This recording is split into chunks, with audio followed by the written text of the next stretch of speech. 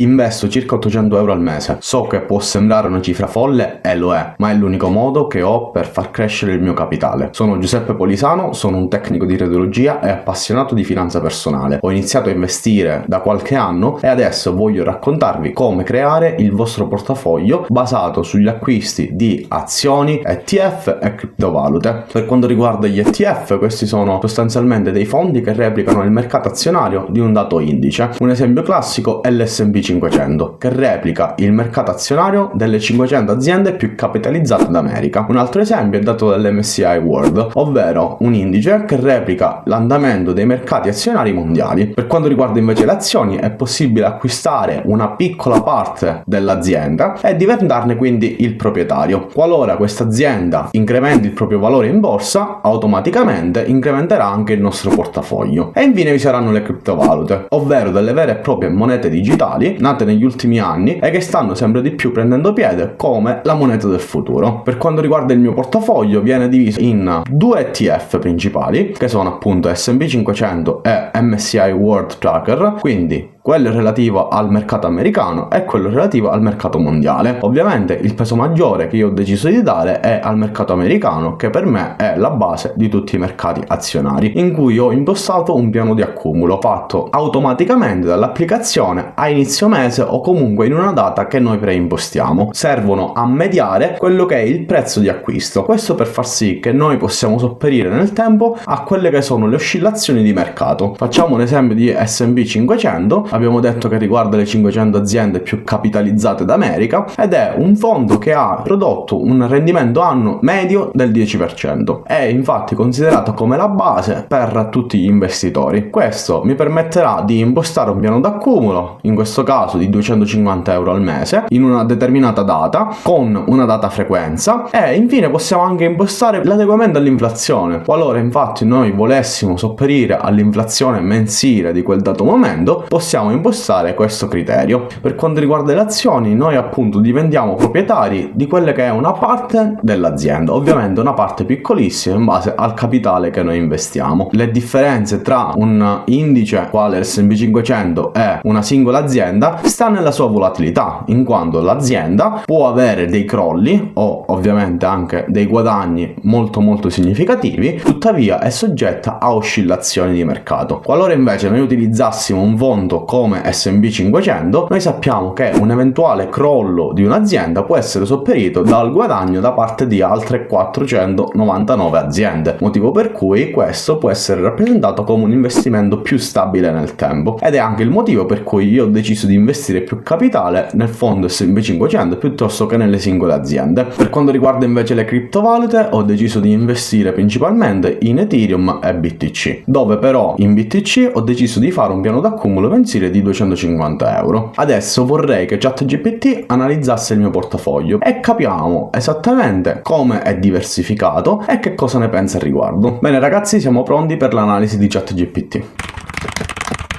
ChatGPT ha fatto un'analisi del mio portafoglio e sostanzialmente ha stabilito come comunque il mio portafoglio è ben diversificato tra criptovalute e azioni. In particolare S&P 500 e MSCI World offrono comunque un'ampia esposizione su tutto il mercato, non solo appunto quello americano ma bensì globale, riducendo quello che è la mia possibilità di perdita negli investimenti. Inoltre vi può essere una crescita stabile e un alto potenziale soprattutto per quanto riguarda le criptovalute, che comunque tendono a essere molto più volatili. E infine, per quanto riguarda le singole azioni, Nvidia e Tesla sono comunque delle aziende solide che permettono di ottenere dei ritorni giornalieri buoni, tuttavia sono anche loro soggette ad alta volatilità, quindi vanno sempre monitorati. È anche il motivo per cui Nvidia e Tesla hanno un'esposizione direi minore rispetto a quelli che sono invece S&P 500 ed MSCI World. Questi sono i soldi che io ho investito, questo invece è il mio rendimento. In questo caso il rendimento giornaliero è di 53 euro, però noi abbiamo la possibilità